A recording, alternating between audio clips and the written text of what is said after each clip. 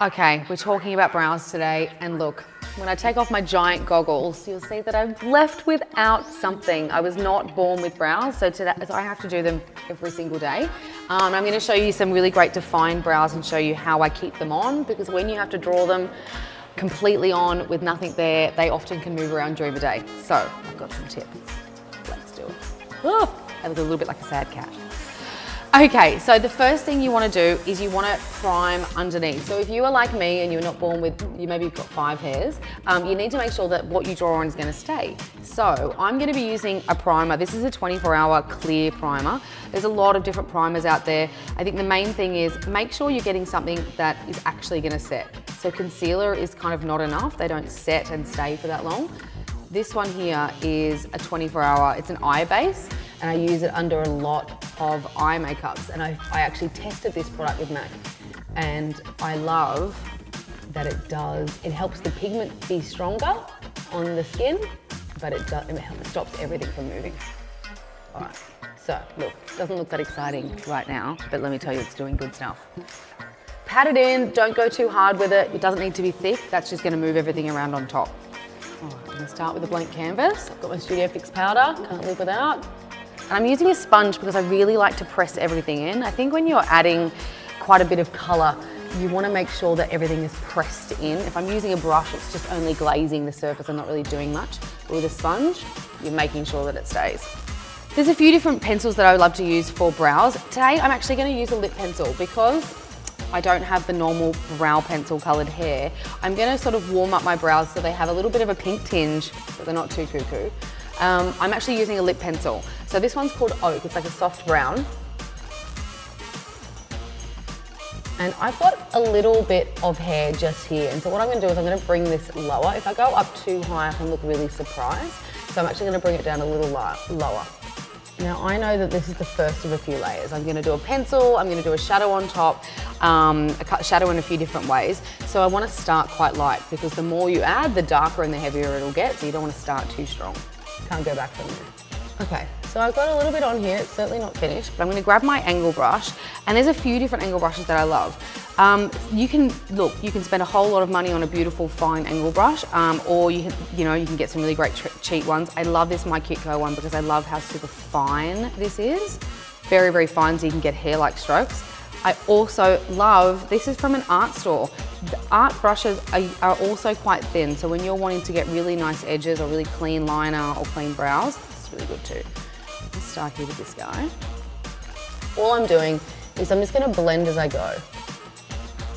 There's nothing on this brush. I just want to make sure that it has quite a soft edge. I really like a thicker brow, but I don't like it to be too hard at the edges. Makes me look a little angrier than I am. I'm kind of doing a lot of things that are opposite here to what you would know. Most of the time people would tell you to pick up an ashy color for the brow, and you know what? I would be one of those people as well. But I have pink hair, so I've got to do things a little bit differently. And that's okay. If you've got purple hair, you could perhaps be doing a little purple tinge on top. Okay, patting it in, it's all going on beautifully.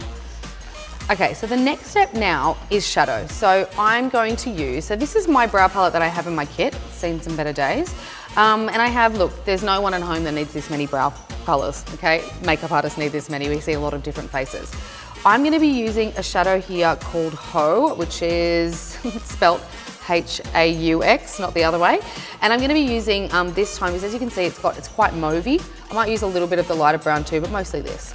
Essentially, I want to use a shadow that's about the same color, because as soon as it hits the skin, it goes darker. So if you start really dark, it only gets stronger.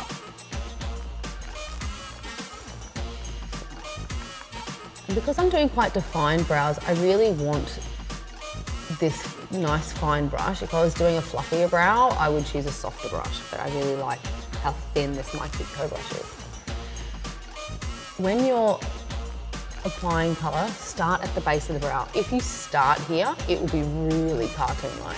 Start at the base of the brow and sort of work upwards. So what I need to do sometimes is I need to just add a little bit more shadow where there is no hair, and I just am adding a bit more there to make that a bit deeper. I'll show you a little trick. So this is nice and soft, but I want to get it really defined. So what I'm going to do, I'm going to use my All Nighter setting spray, and I love this guy. So rather than using a spray I'll put my glasses up here. Rather than using a spray that is all about hydration, I want a setting spray. So the All Nighter is fantastic. It's basically glue for the face. So it's gonna work wonders with my brows. I'm gonna pop this onto my lid, so you can just do it on your hand as well. And I'm just gonna dampen the brush a bit. And so when I dampen this brush and go into the shadow, it's gonna make sure that it really stays, because it is a setting spray.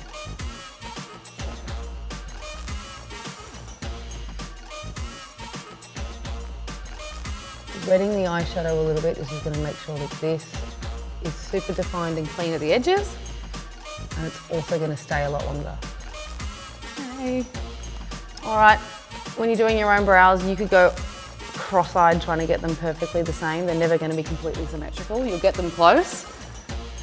What do they say? They're sisters, not twins.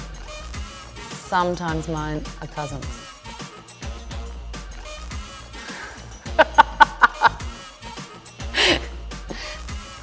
Okay, so this is where you can go a little bit darker. I'm gonna go a little darker. I'm gonna pretend I'm going to a really important meeting. Sometimes I'll make my brows a little darker when I'm going to an important meeting or when I'm asking for money. But if you're gonna make them darker from the base and work upwards. Okay. Oh yeah. I'm gonna check a little bit of this with my little mirror because I'm blind as a bat and I've taken my goggles off. Now it's quite similar to eyeliner. When you want to get definition around your brows, sometimes we can labour it with more brow product, but you can just go around the edge with a lighter colour. Now I've seen many versions of this, some super white cream and really crazy and bright. It's not really my caper. I like it to be a little bit more natural. It kind of sounds ridiculous me saying that, but I'm actually going to use a face powder. So I'm going to use my Studio Fix powder that I had before, but you could just use the face powder that's like your skin colour. And I'm just using a nice small brush.